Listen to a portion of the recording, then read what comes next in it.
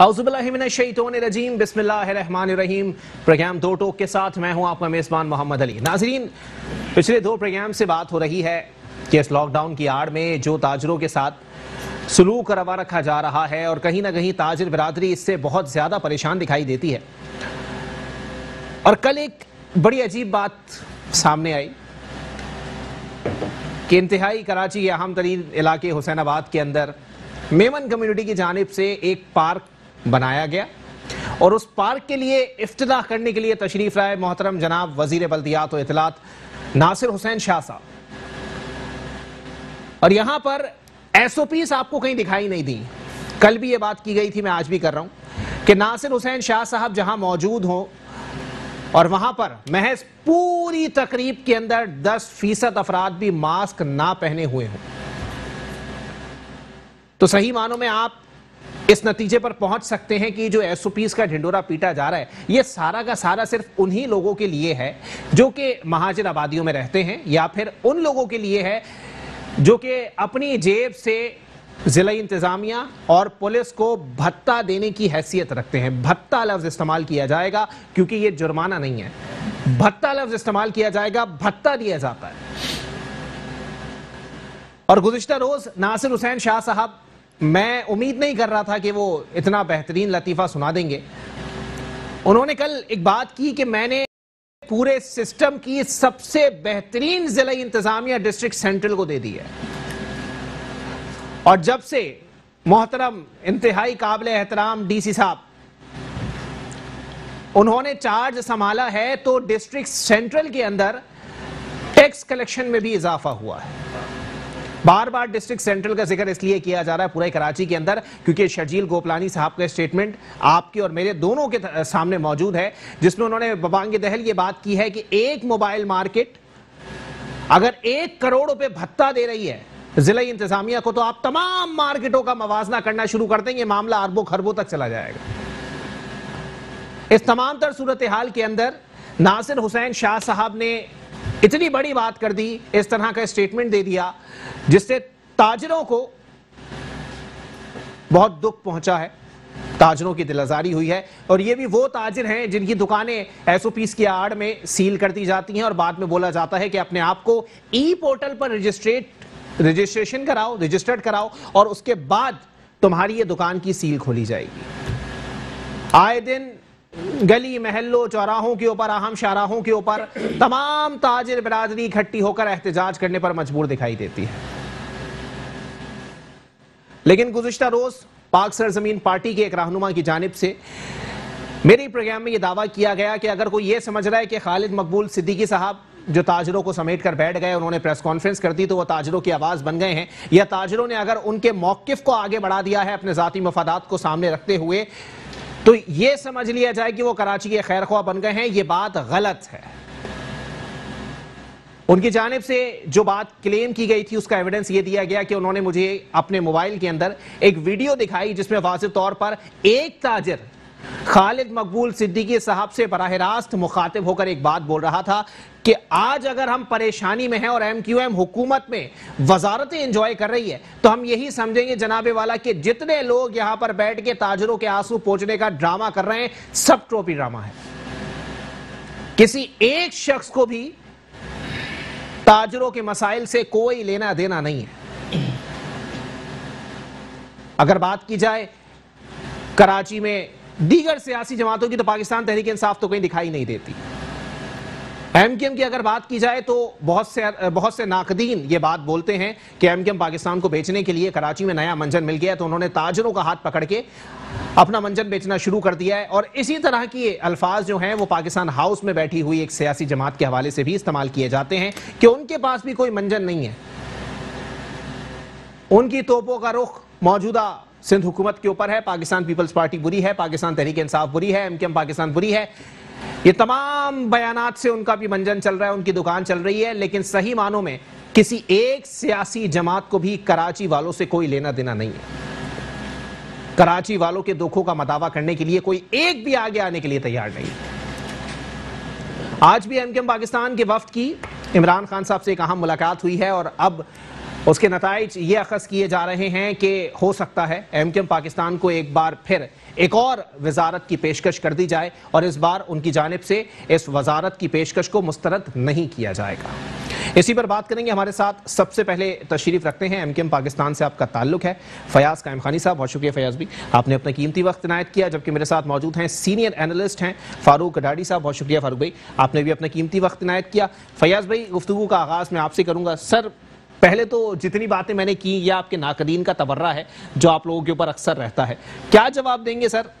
ये वाकई आप लोग विजन आगे बढ़ा रहे हैं या मंजन मिल गया बेचने के लिए? देखें मोहम्मद अली भाई, आपने अपने इब्तदाई में खुद बता दिया है जी एसओपी के हवाले से कि सिंध गवर्नमेंट की जो एसओपी के हवाले जो पॉलिसीज चल रही हैं जी वो बिल्कुल वाज़ेह है, सबको नज़र आ रही है।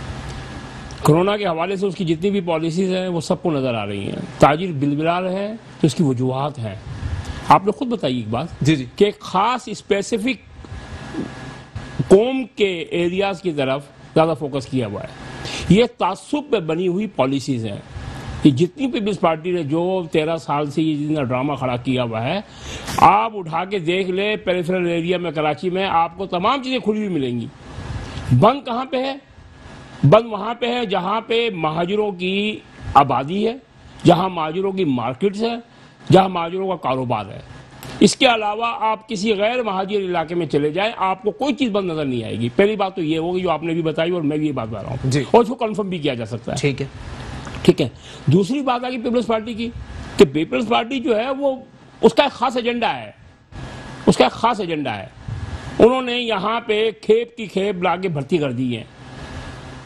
अब मैं सख्त बात नहीं बोलना चाहता हूँ, लेकिन हमने सबूत ढाका से जो है कोई सबक हासिल नहीं किया। आज अगर कराची को आप बैठ के जिक्र सिर्फ एनालाइज करेंगे ना तो आपको ट्रैफिक पुलिस में जत्थे के जत्थे नजर आएंगे। एक आदमी मकामी नहीं है। आप पुलिस उठा के देख लें, 1 करोड़ की बात आपने की है ना, और ये हकीकत है जो आपने की है कि जिस मोबाइल मार्केट से 1 करोड़ का भत्ता लेके उसको डीसील किया गया है, और ये हर एरिया में प्रैक्टिस है। ये पीपल्स पार्टी कर रही है। कोई पूछने वाला नहीं है पीपल्स पार्टी किसी गैर कानूनी गैर आईनी इक़दाम को कोई पूछने वाला नहीं है। लेकिन ये स्टेटमेंट जो आप मेरे सामने दे रहे हैं सर, नासिर हुसैन शाह साहब ने इसी नौयत के स्टेटमेंट पे आप लोगों को कल कहा है कि जी आप लोग लसानियत कर रहे हैं बहुत ज्यादा। नहीं, लसानियत की बात ही नहीं है। इसमें लसानियत कहाँ से आ गई? देखिए, लसानियत ये है कि सिंधी हमारे भाई हैं जी, हम सिंधी हमारे भाई हैं और हमारे पाकिस्तानी हैं। हमें किसी आम सिंधी से कोई तकलीफ नहीं है जी। हमें उस सोच से तकलीफ है, उस नस्ल प्रसारत सोच से तकलीफ है। जिस तरीके की पीपल्स पार्टी ने एक अजरक की आड़ के अंदर अपना एजेंडा चलाया हुआ है, वो सिंधियों के भी दोस्त नहीं है। हम लसानियत जब करें ना, जब हम सिंधियों की बात ना करें, हम कराची की बात करते हैं तो हम लाड़काने की भी बात करते हैं, हम शिकारपुर की भी बात करते हैं, हम मेरापुर की भी बात करते हैं। हमें मालूम है, हमें इल्म है कि पीपल्स पार्टी ने सिंधियों के साथ क्या आचरण किया हुआ है, हमें इल्म है इस बात का। लेकिन सर आप लोग करते तो नहीं है वैसे सर, मैंने नहीं बिल्कुल करते आप हैं। लोग कराची और हैदराबाद नहीं बिल्कुल नहीं करते हैं। कराची हैदराबाद बात सुने, हम हमेशा कंपेरिजन करते हैं इस बात का। अच्छा, हमारी 50 स्टेटमेंट रिकॉर्ड पे मौजूद है जी कि सिर्फ कराची का बुरा हाल नहीं है, लाड़काना का भी इससे बुरा हाल है। और लाड़काना के बारे में सिंध हाईकोर्ट खुद बोल चुकी है, सुप्रीम कोर्ट बोल चुकी है। बात यह है कि हम लसानियत तो जब करें जब हम सिंधी की बात ना करें। अच्छा, हमें किसी सिंधी भाई से कोई तकलीफ नहीं है, हमें उस सोच से तकलीफ है। पीपल्स पार्टी ने सिंधी की जो एक लिबादा उड़ा हुआ है जी जी, आम सिंधी को बेवकूफ बनाने के लिए, उसका अपना एजेंडा है। वो सिंधियों को नहीं करते, हमारे लिए नहीं करे। तो सर ये डे फर्स्ट है आप लोगों का यही मौक़िफ़ है सर, लेकिन इसका मतलब सही मानों में सद्देबाब कैसे मुमकिन है? किसी मसले का कोई हल भी तो निकाले। सद्देबाब कैसे मुश्किल है? देखें, 18वीं तरमीम के बाद अगर आप गौर करें ना, जी जी, 18वीं 40 और 60% का कोटा है शहरी का और दही का। बिल्कुल, 60% दही है, 40% शहरी है। ठीक है, हम पेटिशन में गए हुए, हम हाई कोर्ट गए हुए, हम सुप्रीम कोर्ट गए हुए। भाई हमारा जो 40% का कोटा है शहरी सिंध का, वो दे दो ना। उस पर भी आपने जाली डोमिसाइल और जाली पीआरसी बना के कराची से जो आपने भर्तियां कर दी हैं। उन्होंने मैट्रिक किया हुआ जाके किसी गांव से और ढेरकी से किया हुआ है, उसका डोमिसाइल कराची से बना हुआ है और कराची के कोटे पे वो मुलाजिम है। आप किसी थाने में उठा के देख लें, आप कोई एससी उठा के देख लें, कोई डीसी उठा के देख लें, आप कोई भी ट्रैफिक पुलिस में आदमी उठा के देख लें, कराची के अंदर कोई आपको 95% गैर मकामी आदमी मिलेगा। आप सिंध सेक्टर में चले जाएंगे, आपको लगेगा नहीं कि वो कराची के अंदर है या पाकिस्तान का कोई हिस्सा है।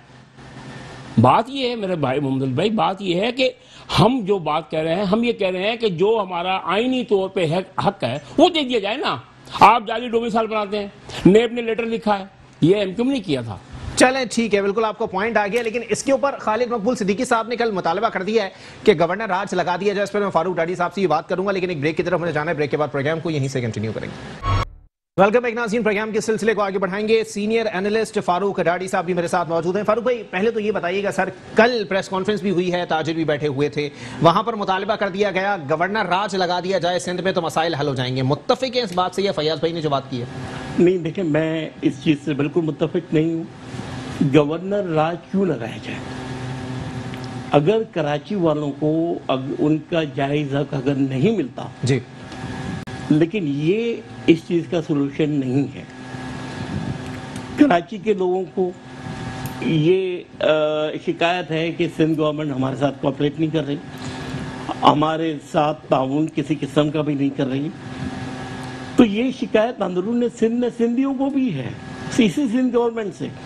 आप देखें कि लाड़काना में 90 अरब रुपए जो डेवलपमेंट फंड था, जी जी, एक छोटा सा शहर जहाँ 2 अरब रुपए आप लगाए तो उसकी शक्ल बदल जाए। वो 90 अरब रुपए कभी लाड़काना पे लगे नहीं लगे। आप K4 का मंसूबा देखें पानी का, ये पीपल्स पार्टी के दौर में 2008 में ये आया, जो मुशर्रफ ने जब ये लॉन्च किया था 25 अरब रुपए का ये मंसूबा था, जबकि पीपल्स पार्टी की गवर्नमेंट सिंध में भी थी और मरकज में भी थी जी। और 25 अरब रुपए में ये हो जाना था, लेकिन नहीं हुआ। आज यही K4 का जो मंसूबा है वो 150 बिलियन रुपीस का, ये इससे भी ज्यादा तजावुज कर गया है। तो इसका कसूरवार कौन है? मैं पीपल्स पार्टी को इसका कसूरवार गिनता हूं कि जब उन्होंने क्यों लिया। यही चीज आप के इलेक्ट्रिक की देख लें कि के इलेक्ट्रिक के अंदर एक शिक थी कि 7 साल तक आप कोई टैरिफ बढ़ा नहीं सकते। जरदारी साहब ने उनके साथ दोबारा एग्रीमेंट किया और उनको ये चीज की इजाजत दी कि वो आप टैरिफ बढ़ा सकते हैं।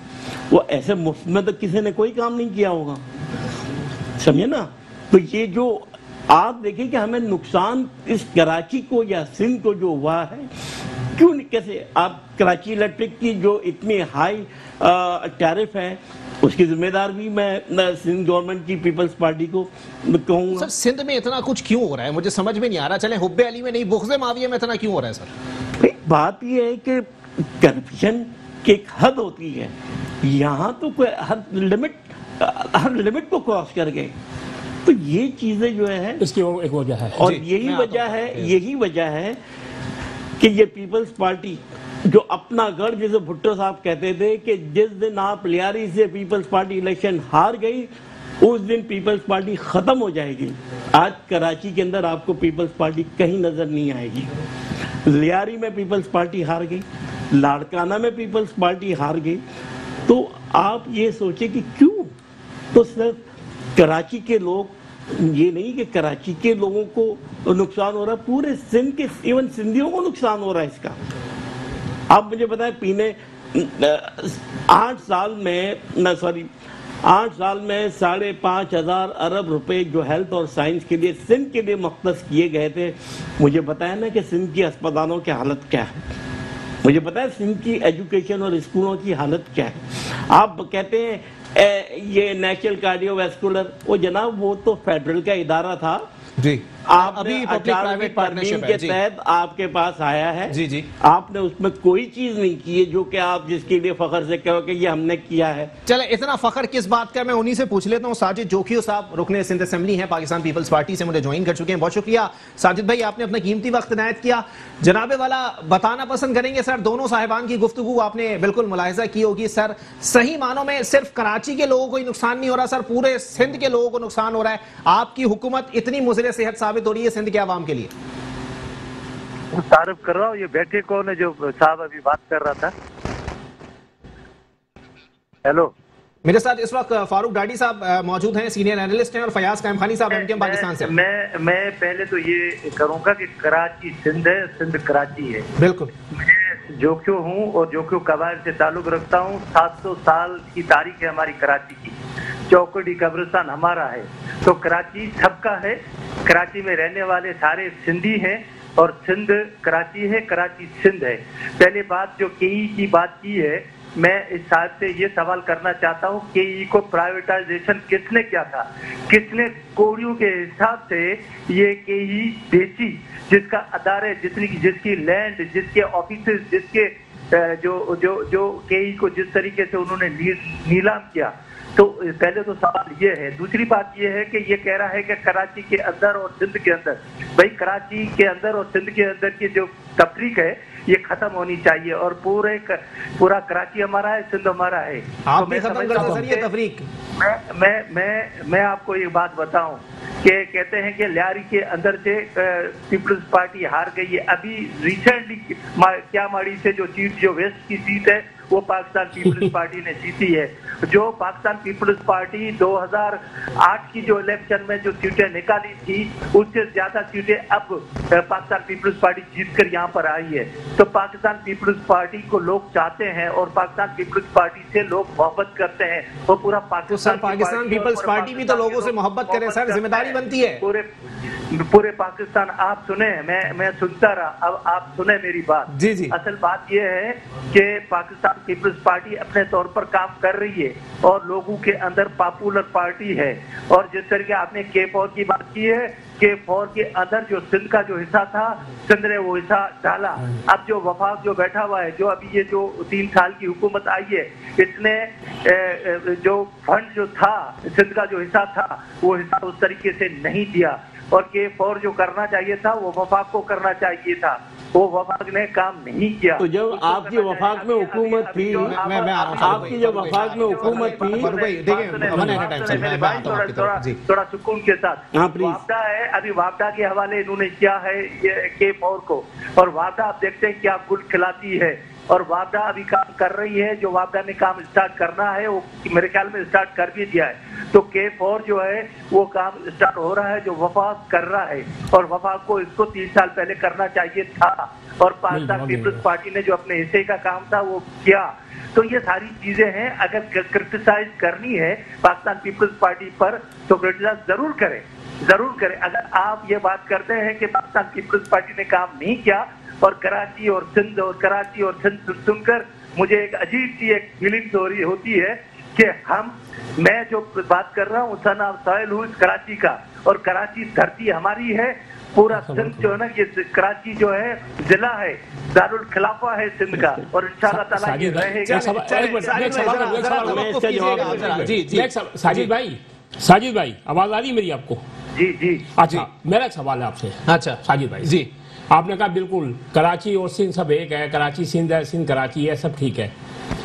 हम इत्तेफाक करते हैं। एक मिनट, एक सुनिए, इसमें हमारी कोई दो राय नहीं है। अरे भाई हमारी दो राय नहीं है, इनकी खुद की है। मुझे बता दें इनकी क्या है। अच्छा, आप कहते हो कराची सिंध, सिंध कराची है, तो बराए मेहरबानी आप कोटा खत्म करने की कल एक तहरीर ले आओ। ठीक, आप 40% और 60% देही और शहरी का कोटा खत्म कर दो, आप मेरिट पे आ जाओ। आप सिंध का और फेडरल गवर्नमेंट का जो कोटा है वो आप खत्म कर दो। ये कोटा किसने राइज किया था? अच्छा, आपने चले वो जवाब को देने से तफरीक तो आपने खुद की थी। तफरीक आपने खुद की है। जी साजिद भाई, सर जवाब दीजिएगा इसका। तो जवाब भी दे दूंगा मैं। जी जवाब दे तो ये जवाब भी मैं दे दूंगा। जब यहाँ पर हिंदुस्तान के हमारे जो मुसलमान हमारे भाई जो यहाँ आए थे, जिनको हमने सीने के ऊपर बिठाया, जो कराची शहर और सिटी के अंदर, मुख्तलिफ सिटीज के अंदर जब वो अगर आबाद हुए, तो हम तो थे देहात के अंदर। तो ये शहीद जुल्फकार अली भुट्टो ने ये कोटा रखा था, और जो फैसिलिटीज कराची सिटी के अंदर या और किसी सिटीज के अंदर थी, वो हमें नहीं थी। मैं खुद जो जाता था तो वो 8-10 किलोमीटर दूर जाकर पढ़ता था। तो तो ये कोटा जो रखा है, इस पर मेरे ख्याल में तनाजा नहीं होना चाहिए।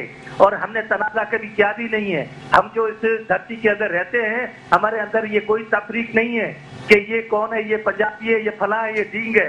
हमने हमेशा इज्जत की है, प्यार किया है जो यहाँ पर रहने वाले हैं, और हम आज भी प्यार करते हैं। वो हम समझते हैं वो हमारे भाई हैं, हम समझते हैं वो हमारे मोहतरम है।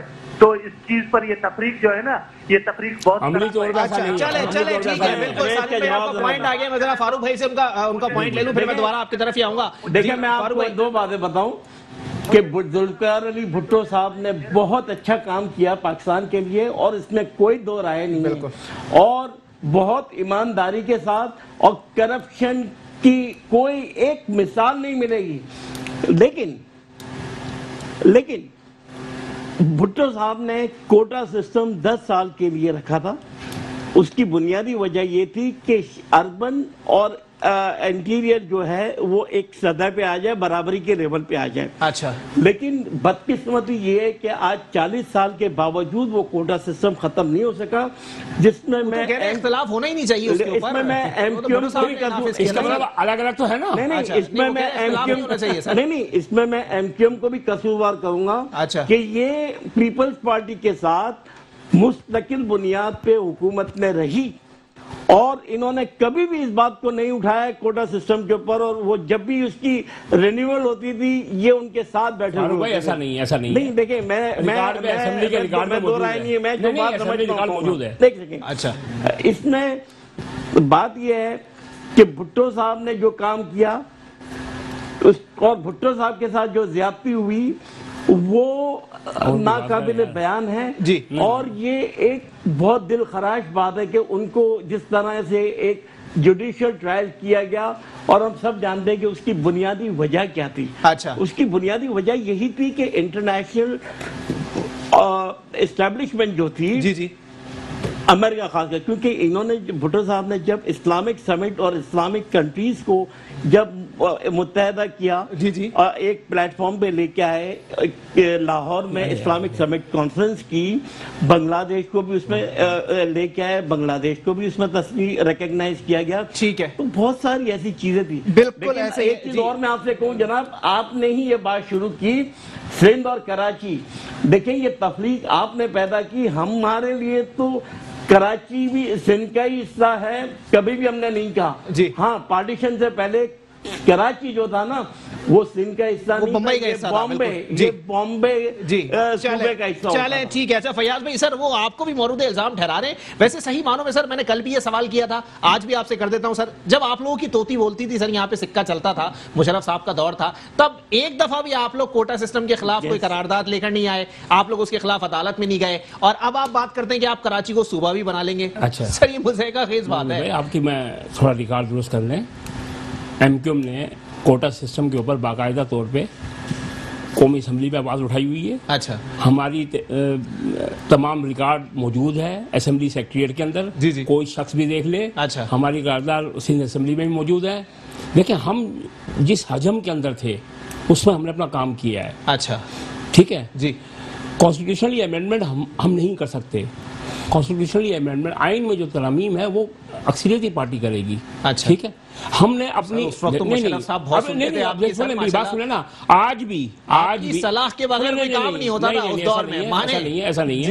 ऐसा नहीं है। आज भी मुख्तलिफ इश्यूज के ऊपर, चाहे मर्दमशुमारी हो, चाहे हल्का बंदी हो, चाहे बल्दियाती इख्तियारात हो, आज भी हम असेंबलियों के अंदर मौजूद है। अच्छा, आज भी हमारी चीजें जो है कोर्टों के अंदर मौजूद है। हम सुप्रीम कोर्ट तक मौजूद बैठे हुए हैं।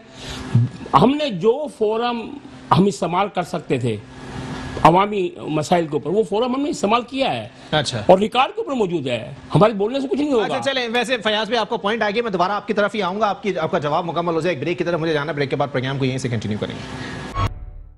वेलकम एक नाज़रीन, प्रोग्राम के सिलसिले को आगे बढ़ाएंगे। फयाज भाई अपना जवाब मुकम्मल कीजिए, फिर मैं साजिद भाई की तरफ बढ़ता हूँ। देखिए मौलवी भाई, बात यह है कि एमक्यूएम ने जो है हर दौर में, आज भी इस वक्त हम 7 पिटीशन हमारी हाई कोर्ट के अंदर, 3 पिटीशन हमारी सुप्रीम कोर्ट के अंदर, ठीक है, इसी तमाम इश्यूज के ऊपर, ठीक है, बल्दियाती इख्तियारात के ऊपर 18वीं तरमीम को लेकर 140A पे हम लोग सुप्रीम कोर्ट में मौजूद हैं। हम सुप्रीम कोर्ट के अंदर मर्दमशुमारी पे मौजूद हैं, हम हाई कोर्ट के अंदर जो है हल्का बंदियों में मौजूद है, जाली डोमिसाइल पर मौजूद है, हम हर तरीके से, क्योंकि और हमारे पास अदालत में जाने के अलावा कोई रास्ता नजर नहीं आ रहा है। अच्छा, अब बात यह है कि सर मैं रास्ते ही तो याद नहीं, मुशर्रफ साहब के दौर में ऐसा नहीं था कि हमारे असेंबलियों में कोई अक्सरियत की पार्टी थे। अच्छा, ऐसा उस दौर में भी कभी तकरीबन थे सर? नहीं तकरीबन ऐसा नहीं था, सिर्फ एक हवा है कि हमारी चलती उल्टी हमारी कुछ भी नहीं थी। अच्छा, मुशर्रफ साहब के सामने भी नहीं चलती? नहीं, कहीं नहीं। जो हमारा जितना हमारा हजम था, जितने हमारा वजन था, उतनी चीजें हमें मिलती थी। गवर्नर कोई सीएम से, ये सभी बातें हैं। चले बातें क्या है और अमली तौर पे चीजें क्या है। साजिद जोकी साहब इस वक्त पीपल्स पार्टी से मेरे साथ मौजूद हैं। साजिद भाई, दोनों साहिबान की गुफ्तगू आपने मुलाहिजा की सर, वो यही कहना चाह रहे हैं कि जी आप लोग बयानात की हद तक कहते हैं कि सब एक है, लेकिन आप लोगों का जो अमली इकदाम होते हैं वो तफरका पैदा करते हैं, वो तफरीक पैदा कर रहे हैं। क्या कहेंगे सर? मर्दमशुमारी की भाई बात कर रहे हैं, उसमें पीपल्स पार्टी ने भी आवाज उठाई है, सीसीआई में हमारे सीएम साहब ने भी आवाज उठाई है कि ये मर्दमशुमारी सही नहीं हुई है और ये मर्दमशुमारी सही होनी चाहिए, और उस पर हम भी आवाज उठा रहे हैं, ये भी आवाज उठा रहे हैं। दूसरी सबसे जो बड़ी बात यह है कि कराची के अंदर जो हम रहते हैं तो यकीनन हमारी अगर आवाज एक होगी तो कराची को वो पूरे सिंध के जो हुकूक है वो मिलेंगे। आज ये पीटीआई के साथ बैठे हुए हैं, पीटीआई से क्यों नहीं बात करते हैं सारी जो मसाइल पर? पीटीआई के साथ इत्तेहादी है, मुझे ये समझ में नहीं आती है। हर पार्टी के अंदर सबसे ज्यादा इक़्तिदार में रहने वाली MQM है, और फारूक सत्तार ने इल्जाम वसीम अख्तर के ऊपर लगाए थे, 6 अरब रुपए वसीम अख्तर खा गए हैं, तो ये हम पीपल्स पार्टी ने नहीं लगाए, ये फारूक सत्तार ने लगाए। ये सारी चीजें हैं, हमें कराची के लिए करना होगा, और कराची पर 40 साल हुक्मरानी करने वालों ने कराची को तबाह किया। आज कराची के अंदर पाकिस्तान पीपल्स पार्टी काम कर रही है, और पाकिस्तान पीपल्स पार्टी इंशाअल्लाह ताला कराची दारुल खिलाफा सिंध है, और दारुल खिलाफा के अंदर हम काम कर रहे हैं। मैं समझता हूँ कि रोडों के सिलसिले में जो काम हो रहा है तो वो अच्छा K4 का जो K4 की जो बात की है, हमारे सीएम साहब कंटिन्यू बात करते रहे, वजीर आजम, इन्होंने क्यों नहीं बात की K4 की? ये तो पीटीआई जान की अमान पाके एक तल्ख सवाल करना चाहूंगा सर। कराची की आप बात कर रहे हैं ना सर कि कराची हमारा है और हमें यहाँ पे काम भी करना है सर। साजिद भाई, मुझे एक बात बता दे सर, कराची कितना बड़ा शहर है, माशाल्लाह पढ़े लिखे लोगों का शहर है, और आप ये बात मानते हैं हाँ या ना में जवाब दीजिएगा, फिर मैं अपना सवाल मुकम्मल करूंगा। देखिए मेरी बात सुने, मानते हैं ना सर, पढ़े लिखे लोगों का शहर है, बड़ा शहर है। बात कर रहा, एक मुझे बात करने दो जी। ये कोटा की बात करें, आज CSS की अर्बन की सीटें खाली जाती हैं। जो नौजवान थे, जो उर्दू बोलने वाले नौजवान पढ़े लिखे, वो आज कहाँ है? तो डोमिसाइल आपने बनाए हुए हैं, हमारा नंबर कहाँ आएगा? सर मान रहे ना आप सर कि ये काबिल लोगों का शहर है सर, शहर कराची। बैठे CSS के इंसान में और अर्बन की सीटें खाली जाती, जाकर आप चेक करें। अच्छा चले साजिद भाई, मेरे सवाल का जवाब दे देना। फयाज भाई को उनको सवाल का जवाब मिल गया, मेरे सवाल का जवाब दे दें। मानते हैं ना सर बड़ा शहर है, पढ़े लिखे लोगों का शहर है? देखिए पढ़े लिखों का बिल्कुल शहर है, और तो सर पूरी सिंध हुकूमत को इस पढ़े लिखे लोगों के शहर से एक कॉम्पिटेंट अफसर नहीं मिलता लगाने के लिए? मेरे ख्याल में किसी से धक्की चुपी नहीं है। बिल्कुल नहीं है सर, तो ये आपसे भी तो ठगी चुपी नहीं है साजिद भाई? पीटीआई के साथ बैठे हुए, आज भी पीटीआई की गवर्नमेंट में बैठे हुए, आज भी पीटीआई के अंदर 2 उनके वज़रा हैं, क्यों नहीं आवाज उठाते? अच्छा चले साजिद भाई, मुझे इसका जवाब दे देना सर कि अगर आप लोग मानते हैं पढ़े लिखे लोगों का शहर है, ये बात किसी से ढकी छुपी नहीं है, फिर भी सिंध हुकूमत को एक कॉम्पिटेंट अफसर नहीं मिलता कराची से जो वो यहाँ पर लगा दे, मतलब डहरकी से आके, लाड़काना से आके, मुत्तहदा वाले भी यही बोल रहे हैं। बड़े अफसोस की बात है, आपने फिर वो बात की है, डहरकी जाकर, डहरकी सिंध है, कराची सिंध है, डहरकी क्या? ये तो आप अफसोसनाक बात कर रहे हैं। 40% कोटा है। ठीक है फारूक राठी साहब जी, कोई कमेंट करना चाह रहे हैं? एक सेकंड, अच्छा ये जो K4 की बात कर रहे हैं जी, जब मैं ये कह रहा हूं कि 2008 में आपकी हुकूमत थी, सिंध में भी आपकी हुकूमत थी और वफाक में भी आपकी हुकूमत थी, और जब उस वक्त ये 25 अरब रुपए का ये मंसूबा था, तो क्यों नहीं बनाया आप लोगों ने? आज 2021 है, तकरीबन 13 साल हो गए और ये 150 अरब से ऊपर पहुंच गया है। तो आप तो सर वो तो कह रहे हैं सूबाई सतह पर सिंध हुकूमत ने अपना हिस्सा डाल दिया है K4 के अंदर जितना डालना था। तो उस वक्त बाकी वफाक में भी नहीं, तो देखें 2008 में जब इनकी हुकूमत थी 8-9 में, जी तो उस वक्त ये वफाक में भी इन्हीं की हुकूमत थी, पीपल्स पार्टी की, और सिंध में भी इनकी थी। अच्छा। तो उस वक्त एक सवाल उसके बाद मियां साहब की भी हुकूमत आई ना, मियां साहब की भी हुकूमत आई उस मंसूबे को तब मुकम्मल कर लेते। 2013 में आई है जी, 2013 में आई है।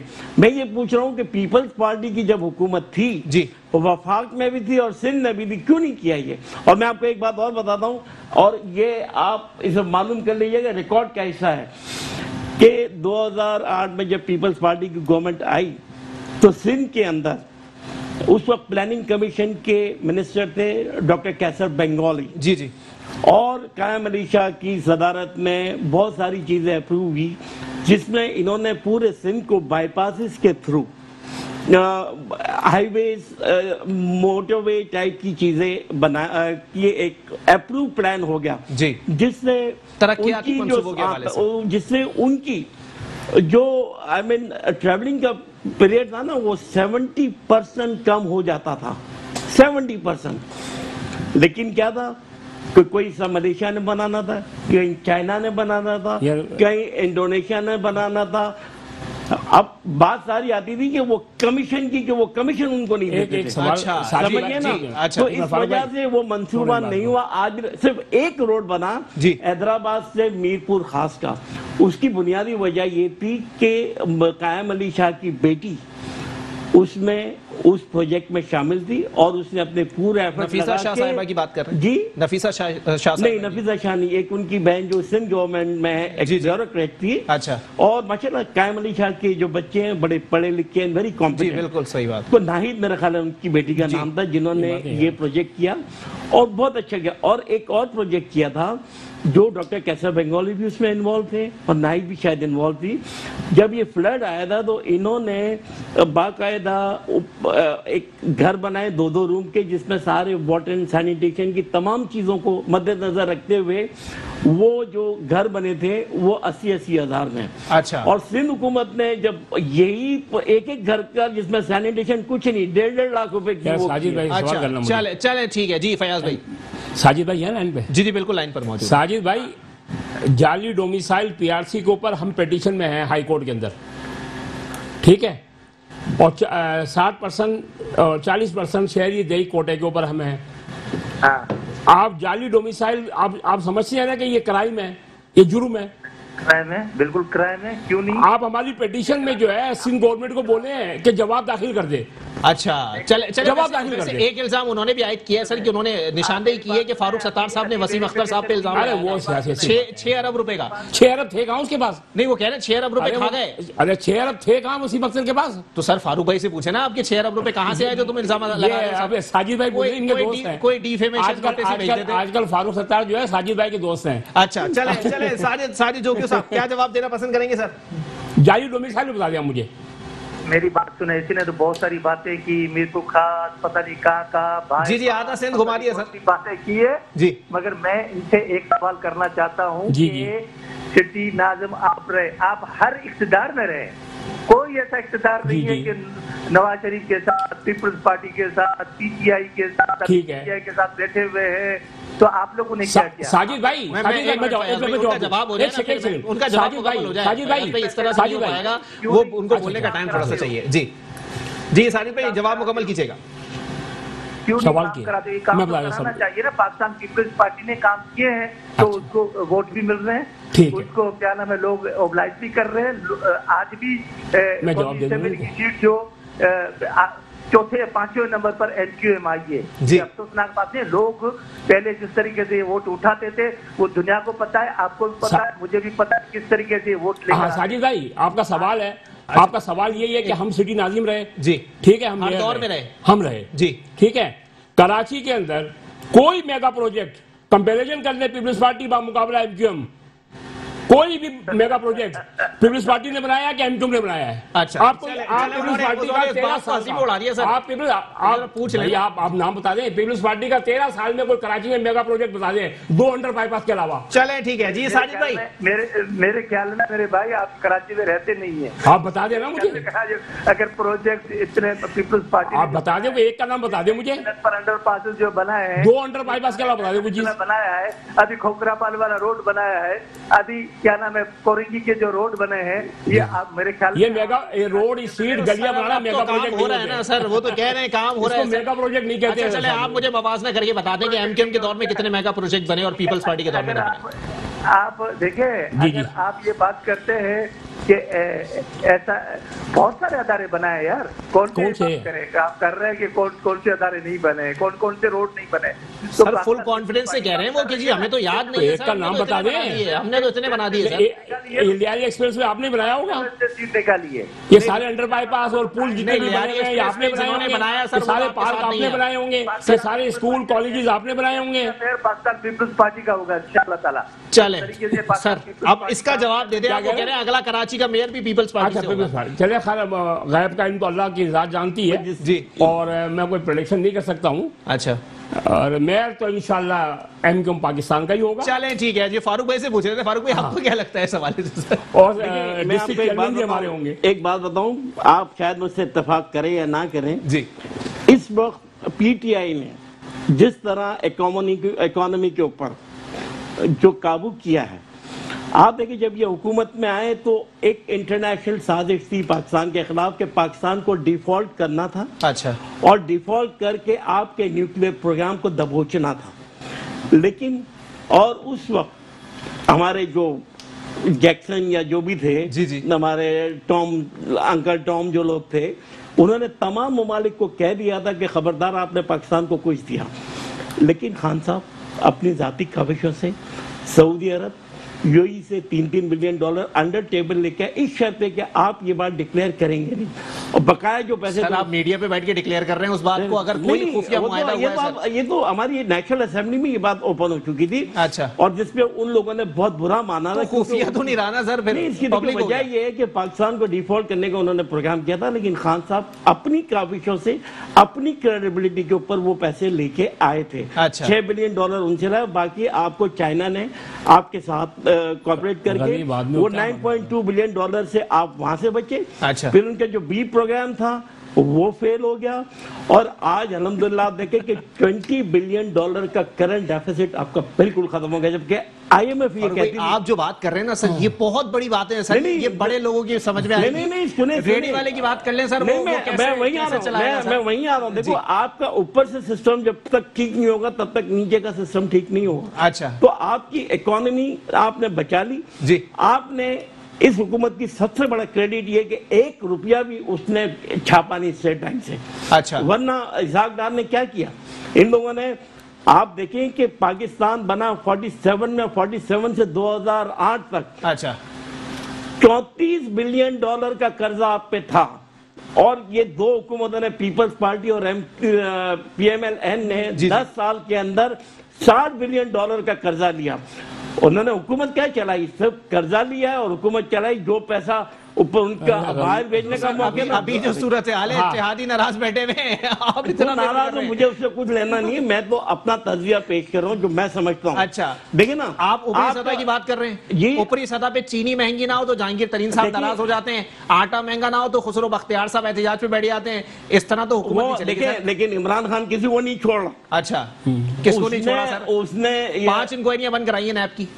देखिए अभी सारी चीजें सामने आई, जायज है। मैं यहाँ पीटीआई का कोई स्पोक्समैन नहीं हूँ, नहीं बिल्कुल, मैं पाकिस्तान की इकोनॉमी पे बात कर रहा हूँ कि पाकिस्तान की इकोनॉमी को उस सतह पे लेके आ गए हैं। अच्छा, कि अब आपके अच्छे दिन शुरू। देखें ये पिछले 3 साल जो बुरे थे, वो पहली गवर्नमेंटों ने जो आपके ऊपर नजला छोड़ा था वो आप भुगत रहे थे। अच्छा, इन्होंने जो इन्वेस्ट किया अब उसके रिजल्ट आना शुरू। आप देखें कि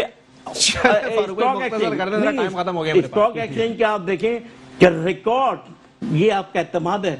पाकिस्तानियों ने पिछले ओवरसीज पाकिस्तान ने $2.8 बिलियन सिर्फ मई के महीने में या अप्रैल के महीने में भेजे। चले ठीक है, आप देखिए फारूक भाई साहब, वैसे मैं चाहता नहीं था कि प्रोग्राम का इख्तिताम मैं इस टॉपिक पे करूं, लेकिन फिर भी बहुत शुक्रिया। अब आप आगे देखिएगा कि ये इसका असर आएगा रेडी वाले पे। रहमानी साहब एमकेएम पाकिस्तान से मेरे साथ मौजूद थे। साजिद जोगी साहब, आखिरी सवाल आपसे ही बनता है सर, जितनी बातें इस वक्त फारूक भाई ने की हैं, मुत्तफिक है इन बात से, आप लोग ऐसे ही बदनाम करते रहते हैं, हुकूमत तो सही समत में जा रही है।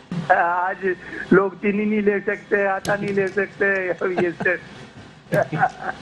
चले ठीक है, बहुत शुक्रिया। साजिद जोगी साहब पाकिस्तान पीपल्स पार्टी से मेरे साथ मौजूद थे। आप तीनों मेहमानान का बहुत बहुत शुक्रिया। आगे आने वाले वक्तों में सूरत हाल मजीद क्लियर हो जाएगी। एक नया लावा पक रहा है, अगर कराची के अंदर मौजूदा सूरत हाल को कंट्रोल नहीं किया गया तो सही मानों में उस सूरत हाल का सामना भी मौजूदा हुकूमत को करना पड़ सकता है, जिसका सही मानों में इस वक्त मौजूदा दौर में पाकिस्तान, क्योंकि दिल कराची समझा जाता है, पाकिस्तान ही मुतहम्मिल नहीं हो सकता। इसी के साथ अपने मेजबान मोहम्मद अली को दीजिए इजाजत। अल्लाह हाफ़िज़।